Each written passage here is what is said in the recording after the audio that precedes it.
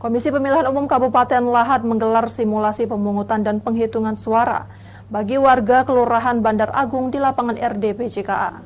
Simulasi ini pengenalan kepada warga tata cara pencoblosan menggunakan 5 surat suara.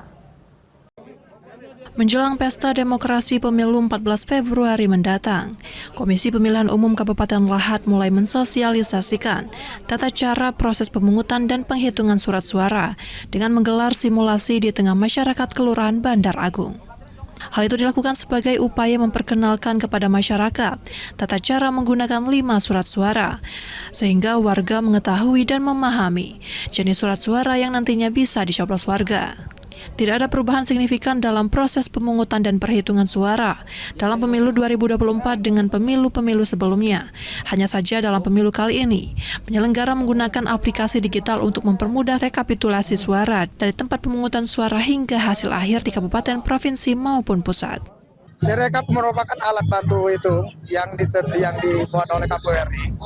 Kemudian itu digunakan oleh KPPS untuk merekap secara digital dan diupload di aplikasi namanya Sirekap. Hasil foto langsung C hasil yang ada di TPS.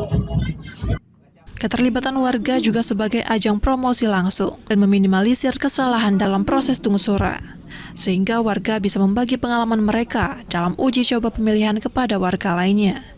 Dari Lahat, Sumatera Selatan, Bala Putra, iNews melaporkan.